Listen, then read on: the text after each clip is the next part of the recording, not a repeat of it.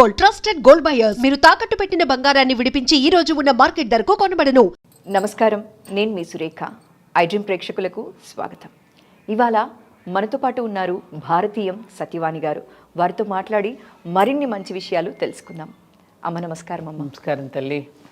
అమ్మ, ఇదివరకు పండగ అంటే ఎంతో వైభవంగా చేసుకునేవాళ్ళం. అయితే ఇప్పుడు ఏమైపోయింది తెలుసా అమ్మ? పండగ అంటే ఒకరోజు ఆఫీస్కి సెలవు, ఓ 2 రోజులు సెలవు, ఇలానే అయిపోయింది. మనం అందరూ కూడా సంక్రాంతిని, భోగిని, కనుమ పండుగని, ఈ మూడింటిని కలిపి భోగి, సంక్రాంతి, కనుమని పెద్ద పండుగ అని చెప్పేవాళ్ళు. చాలా విశిష్టత ఉంది ఈ సంక్రాంతికి. అయితే సంక్రాంతి అంటే 3 రోజులు లీవ్గా అనుకుంటున్నారే తప్ప సంక్రాంతి విశిష్టత చాలా మందికి తెలియదమ్మా. మీ ద్వారా మా ప్రేక్షకులకు తెలియచెప్పాలి అని అనుకుంటున్నానమ్మా. చాలా సంతోషం. మనకి 2 రకాల పండుగలు రా. జాతీయ పండుగలు, మామూలు ఈ పర్వదినాలు. జాతీయ పండుగలు వచ్చినప్పుడు కూడా ఏం చేస్తారు? ఆగస్ట్ 15th వచ్చిందనుకో, 26 జనవరి వచ్చిందనుకో, ఆ రోజు ఏం వారం? ఆదివారం వచ్చిందనుకో, అబ్బా అనవసరంగా ఒక సెలవు దినం పోయిందే అని చింతిస్తాం. ఫస్ట్ మనం చూసేది అది. కరెక్ట్. ఆదివారం వచ్చిందా, వీక్ డేస్, అంతటి గొప్ప దేశభక్తి మంది. ఇక పండుగలు అంటావా? ఈ పండుగలు పర్వదినాలలో మన ఋషులు మన నక్షత్ర గమనాన్ని బట్టి, వాతావరణాన్ని బట్టి, ఋతులు యొక్క దీనిని బట్టి పండుగలు ఏర్పాటు చేసి దానిలో అద్భుతమైనటువంటి ఆరోగ్య సూత్రాన్ని, సాంఘిక పరమైనటువంటి పంపిణీ, అందరికీ కూడా రొటేషన్ అవ్వాలి డబ్బులు.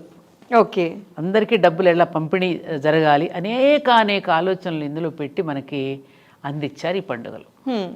ముఖ్యంగా సంక్రాంతి పండుగ నెల రోజుల పండుగ, నాటు 3 రోజులు. ధనుర్మాసం అంతా గొబ్బెమ్మలు పెడతారు. అక్కడి నుంచి ప్రారంభం అవుతుంది. ఎందుకని? గోవుల యొక్క విశిష్టత అందులో. రెండోది, ఆ గోవులు చిన్న చిన్న గొబ్బెమ్మలన్నీ పెట్టి మధ్యలో పెద్ద గొబ్బెమ్మ పెడతారు. మధ్య పెద్దదేమో శ్రీకృష్ణుడు, రంగనాథుడు శ్రీకృష్ణుడు. అవును. చుట్టూ గోపికలు. ఈ ఆడపిల్లలందరూ చక్కగా లంగా ఓణీలు వేసుకుని పెద్ద పెద్ద జడలతో పూలు పెట్టి అలంకరించుకుని పాటలు పాడుతూ కృష్ణుడు గోపికలలాగా వీళ్ళందరూ వ్రతం చేసుకుంటారు. బొమ్మల కొలువు పెడతారు, పెద్దలకి వస్త్రాలు పెడతారు. మొత్తం గొప్ప సంస్కృతిది. నెలంతా ప్రతిరోజు హరిదాస్ వస్తాడు, ఒక కీర్తన పాడి నిన్ను మేలు కొలుపుతున్నాడు, తత్వాన్ని బోధిస్తున్నాడు. అప్పుడు అమ్మ ఇంట్లో వంట చేస్తూ ఏం చేస్తున్నారే, హరిదాసు గారు వచ్చారు నాన్న, బియ్యం వేసిరండి అండి. పిల్లలకి చిన్నప్పటి నుంచి దానగుణం అలవాటు చేస్తోంది. ఆ తీసుకునేవాడు కూడా ఎట్లా వంగుని దాని మీద భూమిని ధరిస్తాడు. ఆ పాత్ర చూడండి, భూమికి సంకేతంగా ఉంటుంది. అందులో బియ్యం వేస్తాం, మళ్ళీ పంట కోసం. నెక్స్ట్ వ్యవసాయం పంట కదా, ఆ ధాన్యానికి నమస్కారం చేసుకుని ధాన్యలక్ష్మికి అతనికి సమర్పించుకోవడంతో ఇలా వెయ్యం, ఇలా సమర్పిస్తాం. ఇలా ఇస్తే దానం, ఇది సమర్పణ. ఇలా సమర్పించుకుంటే అతనేం చేస్తాడు, చక్క వంగుని నమస్కారం చేసుకుని అట్లా వెళ్ళిపోతాడు. మళ్ళీ మడమ తిప్పి వెనక్కి రాడు పిలిస్తే కూడా. అతనికి మంచి కీర్తన ద్వారా మనలో ఒక ఆధ్యాత్మికతను మేలుకొలుపుతూ ఒక తత్వాన్ని బోధించి వెళుతున్నాడు. అలాగే గంగిరెద్దు వస్తుంది. ఆ గంగిరెద్దు వృషభం ధర్మానికి ప్రతీక, గోవేమో భూమికి ప్రతీక. ఈ గంగిరెద్దు ఎక్కడెక్కడ నడయాడుతుందో అక్కడ ధర్మం విలసిల్లుతుంది. అందుకని శివాలయంలో కూడా నందీశ్వరుడిలో నుంచి శివుడిని చూస్తాం మనం. అంటే నువ్వు ఎప్పుడైతే ధర్మంలో నుంచి చూస్తావో అప్పుడు దేవుడు నీకు దర్శనమిస్తాడు రా అని చెప్పడానికి. ఓకే, మనం పాటించే ప్రతి ఆచారం వెనక ఒక అర్థం, పరమార్థం. పండుగల్లో కూడా అంతే. ఆ తర్వాత ఊర్లో ఉన్నటువంటి అన్ని కులాల వాళ్ళని భోజనాలకి పిలుస్తాం, అన్ని వృత్తుల వాళ్ళని. కార్పెంటర్, అలాగే గోల్డ్ స్మిత్, ధోబీ, బార్బర్, అలాగే చెప్పులు కుట్టేటటువంటి అన్ని కులాల వాళ్ళు, గ్రామంలో వాళ్ళు వచ్చి ఒక చోట భోజనం చేస్తారు. ఎందుకని? నీ వృత్తిలో నాకు సహకరించకపోతే నేను వ్యవసాయం చేయగలిగేవాడినా? ఎవరు లేకపోయినా జీవితం లేదుగా, మనుగడ లేదుగా మానవుడికి. ఎవరైనా ఉండాల్సిందే. అదే మనందరం ఒకటే సుమా అనేటువంటి ఒక సంఘీభావాన్ని తెలుపుతూ అందరూ కలిసి సామూహికంగా భోజనం చేయటం అనేది నాకు చాలా ఇష్టమైనటువంటి విషయం. పండుగ ఈ విషయం ఇది. చిన్నప్పుడు మేము చూసేవాళ్ళ అమ్మ అబ్బా పగలంతా వండేది, వాళ్ళందరికీ ప్యాకెట్స్ చేసి సెలబ్రేషన్ చేసి సాయంకాలం అయిపోయినాక తన కర్తృత్వం అంతా నిర్వహించిన తర్వాత మా నాన్నగారి దగ్గరికి వెళ్ళి నాన్నకు నమస్కారం చేసుకుని అప్పుడు అక్షంతలు వేయించుకుని మా అమ్మ అంటే తన ధర్మాన్ని తాను నిర్వర్తిస్తే నాన్న ధర్మాన్ని నాన్న నిర్వర్తిస్తూ ఉంటే ఈ సమాజంలో ఉన్న అందరినీ ఒకసారి కలుపుకుపోవడం అనే పండుగ సంక్రాంతి పండుగ అమ్మా. అయితే అలాంటి సంక్రాంతి పండుగ 3 రోజులు సెలవుగానే మిగిలిపోతుంది. సెలవుగా మిగిలిపోతుంది. ఊర్లకు వెళ్ళిపోతున్నారు, కాకపోతే వెళ్ళిపోతున్నారు.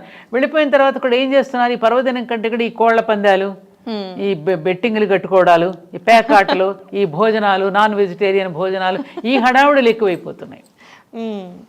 ఈ పరమార్థం మీద కుటుంబం అంతా కలవాలి, కాసేపు కూర్చొని మాట్లాడుకోవాలి. మేనమామ పిల్లలు వస్తుంటారు, మన చక్క సరదాగా సరసాలు ఆడుకుంటూ ఉంటారు. ఆనందంగా అమ్మమ్మలు నాన్నమ్మలు భోజనాలు చక్క ప్రేమగా పెడుతూ ఉంటే తింటూ వస్తాం. మళ్ళీ అనుభూతులన్నీ పంచుకుంటూ మళ్ళీ తిరిగి వస్తుంటాం. ఇదివరకు కొత్త అల్లుళ్ళని పిలిచి సంక్రాంతి ఎంత అద్భుతమైన పద్యాలు ఉన్నాయేమో ఈ సంక్రాంతి పండుగ మీద బోలెడని పద్యాలు మనకు. నెలదప్పినట్టి కోడలి చేత నొక ఎత్త భోగి పొంగలి పూజ పూర్తి చేసే, వంగి వంగి మృగ్గులు దిద్దు వధువుపై నీరు జల్లి గదివీడి చనునొక్క గడుసు మగడు. సరదాగా ఎంత బాగా కూర్చారమ్మా. లేగటి పాలలో కాగిమాగిన తీయ తీయని కప్పుర భోగి పాయసంబు చవులూరు కరివేపతో ఘమఘమలాడు పైర వంకాయ కూర తరుణి కస్తుంబరీదళమైత్రమే నాల్క తృప్పుడిల్చడు నక్కదోస బజ్జి. అబ్బా, అలాంటివన్నీ రుచులతో కలిపి పద్యంలో మధురానురాగ సామ్రాజ్య పీఠి మకరధ్వజమునైతే మేము చిన్నప్పుడు పద్యాలు చదువుకున్నాం. తుమ్మల వారు రచించిన పద్యాలు ఇవన్నీ. ఎంత చక్కగా. అలాంటి పండుగల వైభవంలో భోగి పండుగ రోజున పిల్లలకి చక్క భోగి పళ్ళు పోయడం. ఆ భోగి పండు కూడా సూర్యుడిని పోలి ఉంటుంది. గుజ్జేమో చంద్రుడు, గింజేమో భూమి, పైనేమో సూర్యుడు. అర్క ఫలం అంటారు. దాని పోయేటప్పుడు సూర్యనారాయణుడు ఆశీస్సులు అంటే ఆరోగ్యం భాస్కరాదిచ్చేత్ అన్నారు కదా, ఆ పిల్లవాడు కూడా ఆరోగ్యంగా ఉండాలని చెప్పి సూర్యనారాయణకి ఆశీస్సులు వేసి ఆ పిల్లవాడికి ఒంటి నిండా భోగి పళ్ళు పోయడం, పెద్దవాళ్ళకి ఆశీస్సులు హారతి ఇవ్వడం, అందరినీ పిలుచుకోవడం. బొమ్మల కొలువు, ఆ బొమ్మల కొలువు విశిష్టత మాత్రం వాళ్ళ పిల్లలందరికీ తెలియాలి. అమ్మ, అయితే బొమ్మల కొలువు గురించి చెప్పాలి అంటే అందరూ ఈ బొమ్మల కొలువు పెట్టుకోవట్లేదమ్మా. ఆచారం మా వంశంలో ఎవరు ఇప్పటిదాకా పెట్టలేదు, మేము పెట్టచ్చో పెట్టకూడదు, అయ్యో రామచంద్ర దీనికి రూల్స్ ఏంటో చేయొచ్చో చేయకూడదు, ఎవరైనా పెట్టుకోవచ్చు. దీంట్లో ఏంటంటే పిల్లలకి చిన్నప్పటి నుంచి విజ్ఞానం బోధించడం కోసం పెట్టించారు. 9 వరుసలు ఉంటాయి దాంట్లో. కింద భూచరాలు, భూమి, ఆ భూమి మీద ఉండేటటువంటివన్నీ ఉంటాయి దాంట్లో. ఆ తర్వాత జలచరాలు, సముద్రంలో ఉండే చేపలు, తాబేళ్లు, లైక్వేరు.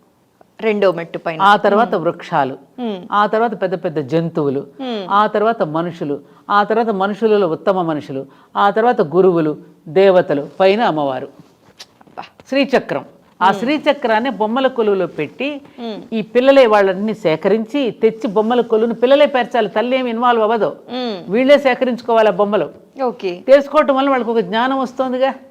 ఇప్పుడు ఎగ్జిబిషన్స్ లాగా పెట్టి పిల్లల్ని వీళ్ళే వెళ్ళి పిలిచొస్తారు. వాళ్ళలో ఈరోజు నేను బొమ్మల కొలువు పెట్టుకుంటున్నాను అమ్మ రండి మీరు వచ్చి నన్ను ఆశీర్వదించండి అని పిలిచొస్తారు. తాంబూలం ఇచ్చి ఎక్స్ప్లెయిన్ చేస్తాడు ఇది. అవి చూస్తారు ఏమిటనేది. దానివల్ల విజ్ఞానం అంటే భిన్నత్వంలో ఏకత్వం. ఒకే మట్టితో ఇన్ని రకాల బొమ్మలు చేస్తున్నాం. మట్టి పదార్థం ఒకటే కానీ వస్తువులు ఎన్నో. దేవుడు ఒక్కడే, దేవతలు ఎందరో. ఈ సందేశం వెళుతుంది బొమ్మల కొలువు ద్వారా. ఇప్పుడున్న జనరేషన్ లో పక్కనింట్లో ఎవరున్నారో కూడా తెలియదు. ఇప్పుడు ఇట్లా బొమ్మల కొలువు లాగా పెట్టి 10 మందిని పిలవడం వల్ల ఒకరికొకరు తెలుస్తారు, ఆప్యాయతలు, ప్రేమలు పెరుగుతాయి, తెలుస్తాయి. ఇవేమో ఇన్ని ఉన్నాయి. అందుకని అలాగే భోగి పండుగ రోజున ఇదంతా. ముఖ్యంగా ముగ్గు వేసేటప్పుడు రథం ముగ్గు సంక్రాంతి పురుషుడిని ముందు ఆహ్వానం చేస్తారు. తిరుగుతుంది రథం, మళ్ళీ ఆఖరి కనుమ రోజున అటు తిరిగిపోతుంది. ఆ తిరిగేటప్పుడు ఇక్కడ ఈమె చేసినటువంటి రథం తాడు ఆ రథం తాడు కలుపుతారు. ఆ రథం తాడుకు ఆ రథం ఊరు చివరి పొలిమేరల వరకు అందరూ సాగనంపుతారు సంక్రాంతి. అలా కలపడం వల్ల ఏమవుతుంది, ప్రతి తల్లి ప్రతి ఇల్లాలు ఒకరికొకరు పరిచయం. ఆ రథాన్ని అక్కడ వరకు ఈడుస్తారు అందరూ. ఎంత అద్భుతం ఇది. ఇలా అనేకం ఉన్నాయమ్మా. అమ్మ, ధనుర్మాసానికి చాలా విశిష్టత ఉంది. అయితే ఎందుకో తెలియదు కానీ చాలా మందికి ధనుర్మాస విశిష్టత తెలియదనే చెప్పాలి. కార్తీక మాసానికి ఉన్నంత ప్రయారిటీ ధనుర్మాసానికి ఇవ్వట్లేదో తెలీదో, లేకపోతే ఎక్కువ చెప్పకపోవడం వల్లనో నాకు తెలియదు. కానీ ధనుర్మాసం అనేది ఒక అడుగు వెనకనుందా అన్న భయం అనిపిస్తుందమ్మా నాకు. ధనుర్మాసంలో కాత్యాయని వ్రతం చేసుకుంటారు, గోదా రంగనాథ స్వామి కళ్యాణం చేస్తూ ఉంటారు. ఈ ధనుర్మాసంలో మెయిన్గా పాటించవలసిన నియమాలు ఏంటమ్మా? అమ్మ, మాసాలు అన్ని గొప్పవే. శ్రవణ మాసానికి శ్రవణ మాసం అంత విశిష్టత లేదంటారు, కార్తీక మాసం అంతా విశిష్టత లేదంటారు, వైశాఖ, ఇలా అన్ని మాసాలకి దేని విశిష్టత దానికి ఉంది కదా. అయితే ఈ ధనుర్మాసంలో ఏమిటంటే ముఖ్యంగా కన్నె పిల్లలు సంక్రాంతి పండుగ రోజున గొబ్బెమ్మలు పెడతారు చూడు, అవును. చుట్టూ చిన్న గొబ్బెమ్మలన్నీ కన్నె పిల్లలు, మధ్యలో ఉన్నది కృష్ణుడు. అంటే మనకున్నటువంటి శాస్త్రంలో ఏమిటంటే ప్రతి కన్య కూడా వివాహం కాకముందు దేవుడిని భర్తగా భావిస్తారు, శ్రీకృష్ణుడిని భర్తగా భావిస్తూ ఉంటారు. పెళ్ళయిన తర్వాత భర్తను దేవుడిగా భావిస్తారు. పెళ్ళి కాకముందు దేవుడు భర్తగా భావిస్తారు, పెళ్ళి అయిన తర్వాత భర్తను దేవుడిగా భావిస్తారు. ఈ కాన్సెప్ట్తో ఏమిటంటే గోదా రంగనాథుల యొక్క ఆ ప్రేమ, ఆమె తన చెలికత్తెలందరినీ తీసుకుని వేకువ జామునే వెళ్ళి ఒక్కొక్క పాసురాన్ని తాను వినిపిస్తూ తన యొక్క ప్రేమ లేఖలని ఆయనకి వినిపిస్తూ అలా రావడంలో ఏమిటంటే ఆ కన్యగా ఉన్నప్పుడే రేపు రాబోయేటటువంటి వైవాహిక జీవితంలో ఎలా ఉండాలి అనే దానికి ఒక శిక్షణా కార్యక్రమం ఇది. ఓకే, ఒక ట్రైనింగ్ ప్రోగ్రామ్ అనుకో ఇది. ఈ నెల రోజులు చేసి అక్కడేమవుతుంది, అమ్మాయి తెల్లవారుజామునే భక్తులు లేస్తున్నారు చలిలో, పైగా మరి అది శిక్షణే కదా. అయ్యప్ప స్వాములు ఏ విధంగా అయితే తెల్లవారుజామున చలిలో లేసి ఎట్లయితే హారతులకు వెళుతుంటారో, ఈ కన్నె పిల్లలు కూడా ఈ ధనుర్మాసం అంతా కూడా వెళ్తారు దేవాలయానికి. వెళ్ళి చన్నీళ్లతోనే చక్కగా స్నానం చేసి స్వామివారిని దర్శించుకుని ఆ పూలు సమర్పించుకుని పూలు పండ్లు వచ్చేస్తారు ఆ పాసురాలు చదివి. తమిళనాడులో విపరీతంగా జరుగుతుంది, ఎందుకంటే పాసురాలు కూడా తమిళ్లో ఉంటాయి కదా. అమ్మవారు రంగనాథ దేవాలయం కూడా అక్కడ ఉండడం వల్ల అక్కడ ఎక్కువగా ప్రాచుర్యంగా చెందింది. మన తెలుగునాట ఉన్నది కానీ ఎక్కువగా లేకపోవడానికి కారణం తమిళనాడులో ఎక్కువగా ఉండడం, ఇక్కడ కూడా చేస్తారు. అందుకని ఆ గోదా కళ్యాణం అనేటటువంటిది ఆ విధమైన ఒక అద్భుతమైన ఒక సందేశాన్ని ఇస్తుందమ్మా. అది ఈ గోదాదేవి యొక్క పాసురాలు ఆ పిల్ల. అందుకే మా దేవాలయంలో నేనేం చేస్తానంటే కళ్యాణం రోజున కన్నె పిల్లలు వచ్చి పద్మావతి అమ్మవారి దగ్గర ఉన్నటువంటి మాలలను తీసుకుని వెంకటేశ్వర స్వామి దగ్గర కూడా ఆ మాలను సమర్పించుకుంటారు. పెళ్లి కావలసినటువంటి పిల్లలు శిరస్సు మీద పెట్టుకుని మంగళ వాయిద్యాలతో. మళ్ళీ తనకు కూడా అనుకూలమైనటువంటి వాడు, తనను అర్థం చేసుకోవలసినటువంటి వాడు కృష్ణుడిలాగా అర్థం చేసుకునేటువంటి భర్త లభించాలి, తోడు లభించాలి అనే ఒక భావన చేత ఈ అమ్మవారి దగ్గర ఉన్న మాలను తీసుకుని స్వామివారికి అర్పించడం ద్వారా వారి యొక్క ఆశీస్సులు పొంది, అందుకనే మా గుడిలో కళ్యాణ వెంకటేశ్వర స్వామి అనే పేరు ఆయనకి. అందుకే వివాహాలు చేసుకుంటే అక్కడ బాగా జరుగుతాయి అనే ఒక నమ్మకం ఉంది మన క్షేత్రంలో. అవునమ్మా, గోదా కళ్యాణ రోజున ఇలా అనమాట. దాని వెనుక ఉన్నటువంటి అసలు భావం అయితే ఇది. ఆ పాసురాలలో కూడా మంచి అర్థము, మంచి వైభవము, ఆ వర్ణన అద్భుతంగా రాశారు. అమ్మవారు స్వయంగా తన నోటి నుంచి చెప్పిన పాసురాలు, తన నోటి నుంచి వచ్చినటువంటి పాసురాలు. అయితే ఈ తిరుప్పావే అందరూ కూడా చదువుకోవచ్చు అంటారా? ఎందుకు చదువుకోకూడదమ్మా? ఏది కూడా ఎవరు చదవకూడదని ఎక్కడ నియమం లేదమ్మా, అసలు లేదు. అంటే చాలా మంది మనం చేసుకోవచ్చా చేసుకోకూడదు అనుమానాలతో భయాలతో చేసుకోవట్లేదు. కొంతమంది కూడా అలా చెప్పారు ఒకప్పుడు. భారతం చదవకూడదన్నారు, స్త్రీలు రామాయణం చదవకూడదన్నారు, చాలా చాలా ఆంక్షలు పెట్టారు ఒకప్పుడు. ఇప్పుడు ఏమైపోయిందమ్మా, ప్రతి ఇంట్లో రామాయణం వేదాలే చదవకూడదన్నారు, ఉండాలి అంటారు. ఉండాలి, వేదాలే చదవకూడదని చెప్పాల. చదవకపోయినా పర్వాలేదమ్మా. మీరు వేదం ఏదైతే చెప్పిందో మీ జీవితం అలా త్యాగాలతోనూ ప్రేమతోనూ దీంతోనే నడుస్తోంది కదా, ఇంకా మీకు వేదాలతో పనే ఉందమ్మా అన్నారు తప్ప వేదం చదవకూడదని స్త్రీలను ఎక్కడా లేదు. అయితే గార్గి, మైత్రేయి, సులభ, మరి వీళ్ళందరూ ఏమిటి పెద్ద పెద్ద పండితుల్ని కూర్చోబెట్టి ప్రశ్నించారు కదమ్మా వాళ్ళు. యాజ్ఞవల్కుడు లాంటి వాళ్ళకి, మండన మిశ్రుడు, వీళ్ళందరినీ ఓడించారు కదా. మరి వాళ్ళు చదవకూడదని ఎక్కడుంది? వేదమాతే గాయత్రి అయినప్పుడు అంటే కొన్ని ఎందుకు పెట్టారు? ఈ వేదం మంత్రం చదివేటప్పుడు ఒడ్డు నుంచి నాభి నుంచి ఉచ్చరించవలసి వస్తుంది స్వరయుక్తంగా. ఎందుకంటే ఒక ఒత్తిడి, ఆ ఒత్తిడికి కనుక గురైతే వాళ్ళకి ఎక్కడైనా అనారోగ్యం సంభవిస్తుందేమోనని పర్వాలేదమ్మా మీరు చదవకపోయినా పర్వాలేదని పురుషులు చదువుతూ ఉంటే అనుష్ఠానం చేసుకుంటే మీరు సహకరిస్తే చాలని చెప్పింది. ఓకే, దాన్ని చదవకూడదని చెప్తే ఎలా? అది తప్పు కదా. అది అక్కడ మిస్అండర్స్టాండింగ్స్ వచ్చేసి ఇట్లాంటి మీరు అన్నట్టుగా ఇలాంటి డౌట్స్ అన్నీ వస్తున్నాయి. హాయిగా చదవచ్చు. ఎందుకంటే వీళ్ళకి గృహస్థాశ్రమంలో వీళ్ళకి బోలెడన్ని కర్తవ్యాలు ఉంటాయి కదా, కర్తవ్యాలు ఉంటాయి. రెండోది ఏమిటంటే వీళ్ళకి ఋతుధర్మం ఒకటి ఉన్నది స్త్రీలకి. వీటన్నింటినీ బట్టి చెప్పారు తప్ప అలాంటిది ఏమి ఉంటుందని నేను అనుకోవట్లేదు. అలాంటి శాస్త్రం ఎందుకు చెప్తుంది? భయాల వల్లే చాలా మంది భయం. వ్రతాలకి అసలు దేవుడి పట్ల భయం వదలాలమ్మా. ఆయన ప్రేమమయుడు, నువ్వు ఎలా చదివినా స్వీకరిస్తాడు. మీలాంటి వాళ్ళ ద్వారా నిజంగా ఈ మెసేజ్ వెళ్ళాలమ్మా. ఎందుకంటే అందరూ కలిసి 100 కన్ఫ్యూజన్స్ చెప్పేసి లలిత మీరు చదవకూడదు, మీరు స్పష్టంగా పలకకపోతే చదివే అర్హత లేదు, ఇలాంటివన్నీ చెప్పడం వల్ల కాదు తల్లి. మనం శైశవ దశలో ఉన్నాం. మనం ఏం చదువుకోలేదు, శైశవ దశలో ఉన్నాం. శైశవ దశలో ఉన్నప్పుడు పిల్లవాడు కూడా ముద్దు ముద్దు మాటలే మాట్లాడతాడుగా, స్పష్టంగా మాట్లాడుగా. అప్పుడు ఏమంటా తల్లి మురుసుకుంటుంది కదా. శైశవ దశ దాటిన తర్వాత నువ్వు మళ్ళీ ఉచ్చారణ సరిగ్గా ఉంటుంది కదా. అందుకని శైశవ దశలోనే నువ్వు ఉండమాకు, ఆ ఉచ్చారణ సరిగ్గా చదువు. ఎందుకంటే నువ్వు మంత్రం అర్థం మారిపోతుంది అక్కడ. నువ్వు కీర్తించబోయి దూషిస్తున్నావు దైవాన్ని. అందుకని అప్పుడు మార్చుకో. ముందే నువ్వు భయపెట్టేస్తే ఎట్లా? పసితనంలో ఉన్నవాడిని వాడి ధైర్యం చెప్పాలి కదా. లేదు నాన్న చదువు, పర్వాలా, ఇంకా బాగా చదువుతావు, ఇదిగో ఇలా చదువు, ఇలా చదువు అని చెప్పాలి. ముందే భయపెట్టేస్తే ఎట్లా? దూరం అయిపోతారు కదా. సో నేను ఎప్పుడు అది బాగా నమ్ముతానమ్మా. మా అమ్మ ఎప్పుడు చెప్పేదన్నమాట, దేవుడి దగ్గర ప్రేమతో మొక్కు దేవుడిని. ఈ టైంకి దండం పెట్టచ్చా, ఈ టైంకి సమయాలే లేవు. నిరంతరము ప్రేమించు. నీ మైండ్లో ఎప్పుడు స్మరణ జరుగుతూనే ఉండాలి. అమ్మ ఎప్పుడు నాకు అదే చెప్పేది. నేను నాకు తెలిసిన వాళ్ళకి కూడా అదే చెప్తూ ఉంటాను, భయంతో దేవుడి దగ్గరికి వెళ్ళకండి, వాడిలో దైవాన్ని దర్శించండి.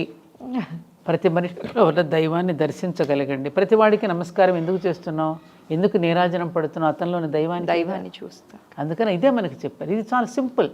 ఆధ్యాత్మికత అనేది సింపుల్లో ఎంత సింపులో అనుకుంటే అంత కాంప్లికేషన్. మనం కాంప్లికేట్ చేసుకుంటున్నాం నిజంగా. అంతే తల్లి, అంతే. అమ్మ ఎంత చక్కగా చెప్పారమ్మా ధనుర్మాస వ్రతం గురించి. అయితే గోదా అమ్మవారిని లక్ష్మీ స్వరూపంగా చెప్తూ ఉంటాం కదమ్మా మనం. స్వయంగా లక్ష్మీ అమ్మవారే గోదాదేవి రూపంలో పుట్టారు, అవతరించారు అని అంటాం కదా. చిత్తుడుకు దొరుకుతుంది. అవును. అమ్మవారి గురించి ఓ 2 మాటలు చెప్తారా అమ్మా? ఒక్కటి ఏంటంటే అమ్మా, సృష్టికర్త్రి, పోషణకర్త్రి, స్థితికర్త్రి, లయకర్త్రి ఆవిడే శ్రీమాత. ముగ్గురమ్మల మూల పుట్టమ్మ, చాలా పెద్దమ్మ. ఈ ముగ్గురిని తీసుకొచ్చింది. సృష్టికర్త్రి బిడ్డను కంటున్నాగా, స్థితికర్త్రి మళ్ళీ వాడి ఆలనా పాలనా చూస్తున్నాగా, అవును, మళ్ళీ లైక్ రాత్రిపూట నిద్రపుచ్చుతున్నాగా, లయం చేసుకుని జోకొట్టు కొడుతున్నాం, మళ్ళీ పొద్దున్నే మళ్ళీ జన్మెత్తుతున్నాం. ఈ మూడింటికి ఆవిడే ప్రతిరూపం. అవును, ఆ అమ్మలే మనం, ఆ రూపాలకి ప్రతిరూపాలమే మనం. అందుకే మనలో అమ్మలో ఏదైతే ఉందో మనలో కూడా అదే ఉంది. ఆమెకు ప్రతిబింబాలు ప్రతిరూపాలవి. అందుకని ఆ అమ్మలో ఏదైతే ఉన్నదో లక్ష్మీదేవి పోషణకర్త్రిగా ఎట్లయితే ఉందో ఆ గుణాలను మనం పునికి పుచ్చుకున్నప్పుడు అమ్మవారి యొక్క అనుగ్రహం దొరుకుతుంది అనేది మనకి వరలక్ష్మి వ్రతంలో కనపడుతుంది. అవును. చారుమతి ఏమో అమ్మవారిని రమ్మని అడగలేదే. ఆమె ఎందుకు వచ్చింది? చారుమతి అందమైన మనసు కలిగింది. నీ అందమైన మనసును చూసి ముచ్చట పడుతున్నానమ్మా, పలానా పౌర్ణమిక ముందుగా వచ్చే శుక్రవారం నీ ఇంటికి వస్తాను, నువ్వు నన్ను ఆహ్వానించి ఈ విధంగా చేసుకోమ్మా అని చెప్పి తనే వచ్చిందిగా, పిలవకుండా వచ్చింది. ఎందుకు వచ్చింది? ఈవిడలో ఉన్న గుణగణాలను మెచ్చుకుని వచ్చింది. అవును, ఆవిడేమి తపస్సు చేసి మా ఇంటికి రమ్మని ఏం పిలవలేదుగా. అంటే ఎక్కడ మంచి గుణాలు ఉంటాయో అక్కడ లక్ష్మీదేవి ఉంటుంది, ఎక్కడ సంస్కారం ఉంటుందో అక్కడ లక్ష్మీదేవి ఉంటుంది, ఎక్కడ చక్కని సంప్రదాయం ఉంటుందో అక్కడ ఉంటుంది అనేది తెలిసింది కదా మనకి. అవును కదా. అందుకని సాయంకాలం వేళ తప్పకుండా తలుపులు తీసి లక్ష్మీదేవిని ఆహ్వానం చేసుకోవడానికి అందరూ తలుపు తీసి దీపం వెలిగించి పెడతారు గుమ్మంలో. ఎందుకని? ఆవిడకి ఆహ్వానం పలకడానికి. ఎర్లీ మార్నింగ్ సరస్వతిని ఆహ్వానించుకుంటాం. ఆ సమయం ఆవిడది బ్రాహ్మీ ముహూర్తం, సాయంకాలం లక్ష్మీ ముహూర్తం కదా. అందుకని లక్ష్మి అంటే ఏమిటి? స్థితికర్తరి ఆ తల్లి. ఎందుకంటే ఆ క్షీరసాగర మథనంలో ఉద్భవించినప్పుడు లక్ష్మీదేవి వచ్చింది కదా. ఎందుకు? మనందరినీ పోషించడానికి. ఆమె ఎన్నో రకాల అవతారాలు, ఇలా గోదాదేవిగా ఎన్నో రకాలుగా అవతారాలు ఎత్తి శుద్ధలక్ష్మి, మోక్షలక్ష్మి, జయలక్ష్మి, శ్రీయలక్ష్మి, వరలక్ష్మి ప్రసన్న మమ సర్వదా. దీపావళి రోజున శ్రీలక్ష్మిని పూజ చేస్తాం, శుద్ధలక్ష్మిని పూజ చేసేది సంక్రాంతి పండుగ. మోక్షలక్ష్మి అంతా వీడు జయం సంపాదించుకోవడానికి ఆధ్యాత్మికవేత్తలందరూ చేసేదంతా మోక్షలక్ష్మిని ప్రార్థిస్తారు. జయలక్ష్మి రాజులు యుద్ధాలకు వెళ్ళేటప్పుడు జయలక్ష్మి, అంతా లక్ష్మి ఒకటే. ఆ సమయానికి ఆ సందర్భాన్ని బట్టి ఆ లక్ష్మీకి ఆ పేరు వచ్చి పూజిస్తూ ఉంటారు. అట్లా గోదా అమ్మవారు కూడా ఆ రూపంగా వచ్చి కన్య పిల్లలకు ఒక సందేశం ఇచ్చి ఈ విధంగా కనుక భావన చేస్తే రేపు మీ జీవితాలు సమన్వయం చేసుకుని భర్తతో జీవించడానికి ఒక సమన్వయం చేసుకుని జీవించడానికి కావాల్సిన అనుపానులు మెలకువలన్నీ దీనిలో తెలుస్తాయి కదా, దీని పట్ల మీరు మెలకువగా ఉండండి అని మెలకువగా పొద్దున్నే లేచి వెళ్తారు. సింపుల్గా చెప్తాను నీకు. తట్టి నిద్ర లేపి వెళ్ళింది గోదా అమ్మవారు. పైగా తన ఇళ్ళలో అందరినీ లేపుకెళ్ళింది. అవును. అలాగే నువ్వు కూడా అందరినీ లేపు, నువ్వు మాత్రమే పడుకోకు. మామూలుగా మనం అందరూ పడుకున్నప్పుడు మనమే ఎందుకు మేలుకుని ఉండాలని అనుకుంటాం. అందరినీ మేలుకొల్పడానికే నేను మేలుకొని ఉన్నాను. ఈ భావన చేస్తే సమాజం మొత్తాన్ని మేలుకొల్పగలుగుతాం మనం. నేను ఒక్కటే కాదు, నాతో పాటు ఇంకో 10 మంది కూడా వ్రతం చేసుకోవాలి. ఈ మెసేజ్ చాలా చక్కగా చెప్పారమ్మా. ఇది కావాలమ్మా మనకి. ఈ పరమార్థాన్ని ఎరిగితే ఎప్పుడైతే మనం ఉంటామో మన జీవితంలో ఉన్న ప్రతి కష్టాన్ని కూడా ఇష్టంగా మార్చుకోగలిగి దాన్ని ఓవర్కమ్ అయి దాన్ని జయించగలుగుతాం. ఈ పరమార్థం తెలిసి ఉండాలి. పూజలు వ్రతాలు అంటే ఊరికే క్రతువును తంతుగా చూసేసామనుకో తంతుగానే అయిపోతుందని. ఆ క్రతువులో ఉన్న పరమార్థం ఎరిగి చేసామనుకో మనసుకి ఎంతో ఆనందం ఉంటుంది. వాళ్ళతో హాయిగా మాట్లాడుకోవచ్చు. ఆ భావాలలో ఒక అద్భుతమైనటువంటి ఇది ఉంటుంది మనకి. అవునమ్మా కదా. ఆవిడ ఎలా మాట్లాడుకుంది గోదాదేవి ఆయనతో, రంగనాథ స్వామితో మాట్లాడుకోవచ్చు. స్వామి ఏకం అన్నారు కదా, అమ్మ గోదా అమ్మ మెడలో వేసిన మాలే తనకి ప్రీతికరం అని చెప్పారు కదా. అమ్మ ఇదివరకు పండగ అంటే ఎంతో వైభవంగా చేసుకునేవాళ్ళం.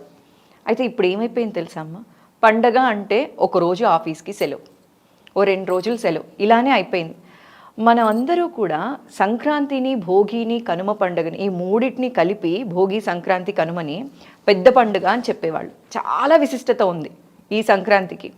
అయితే సంక్రాంతి అంటే 3 రోజులు లీవ్గా అనుకుంటున్నారే తప్ప సంక్రాంతి విశిష్టత చాలా మందికి తెలియదమ్మా.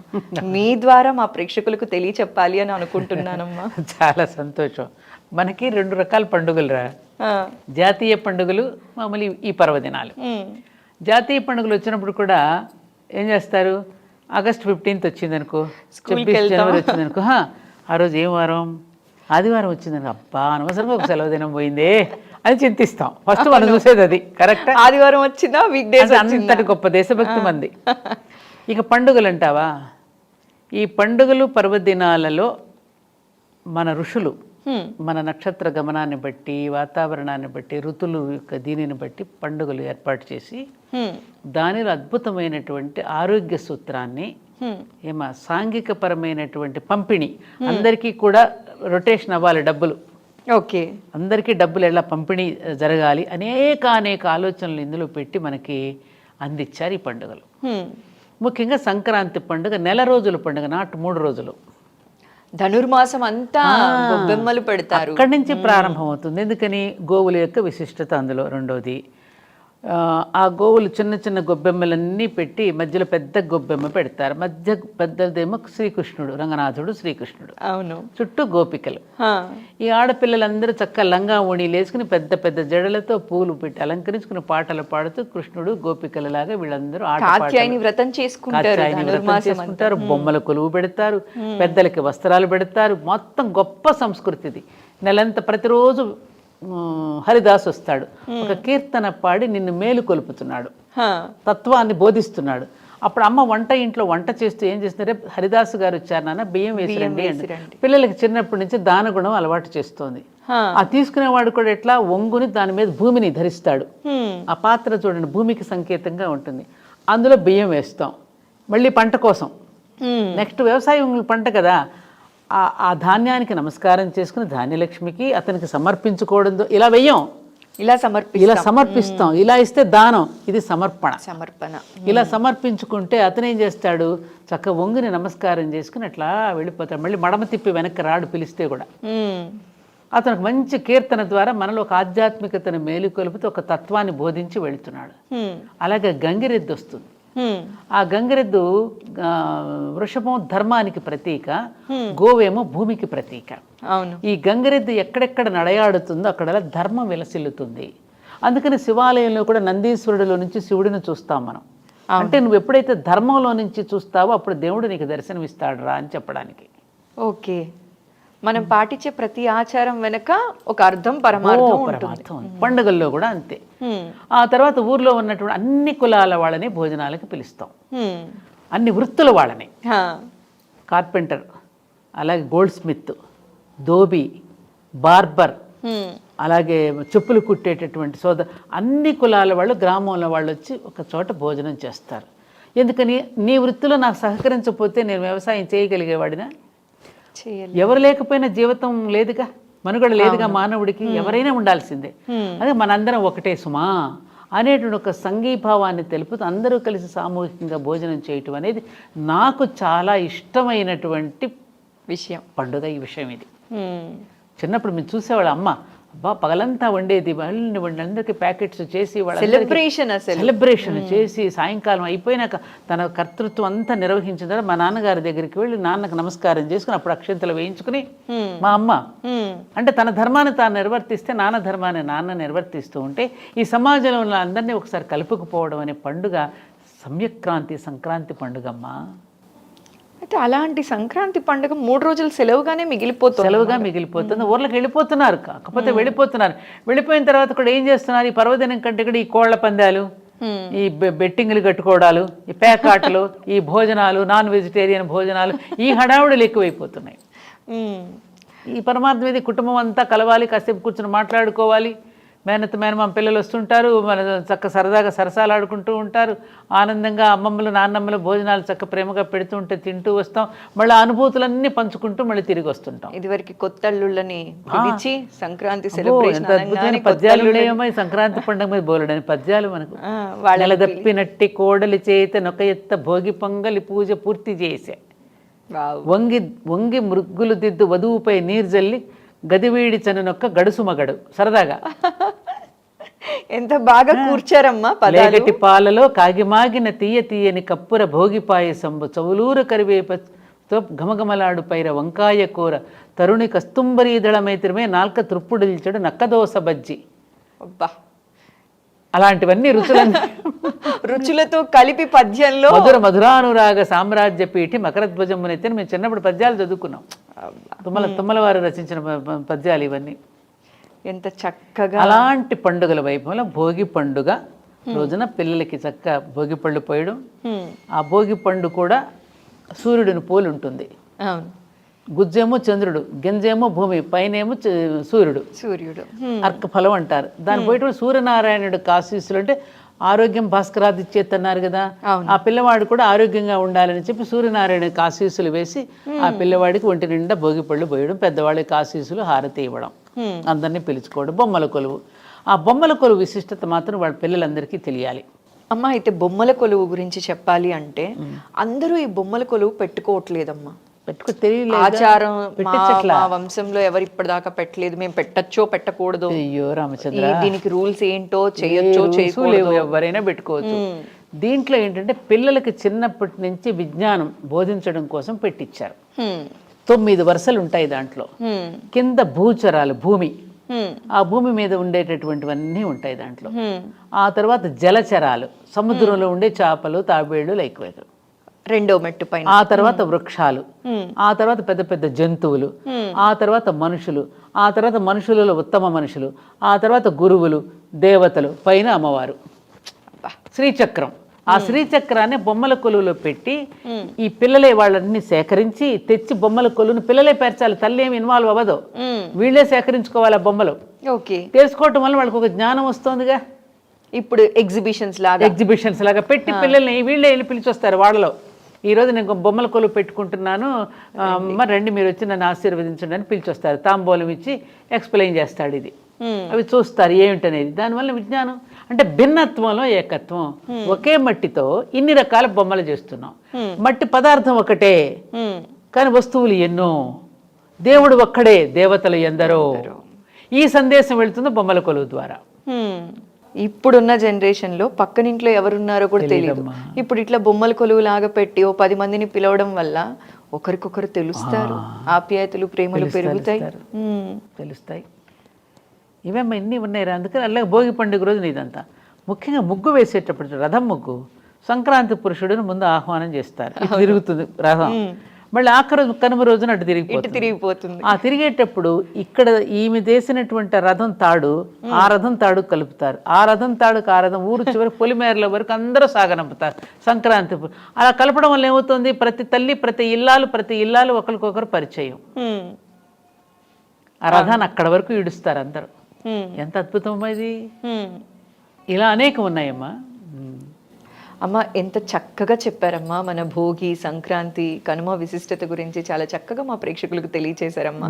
ఈ సంవత్సరం అందరూ కూడా సంక్రాంతి అంటే ఓ 3 రోజులు సెలవులాగా కాకుండా మనస్ఫూర్తిగా ఆ పండుగని సెలబ్రేట్ చేసుకోవాలని మనస్ఫూర్తిగా కోరుకుంటున్నానమ్మా. చాలా నమస్కారం. సంతోషం. నమస్కారం తల్లి.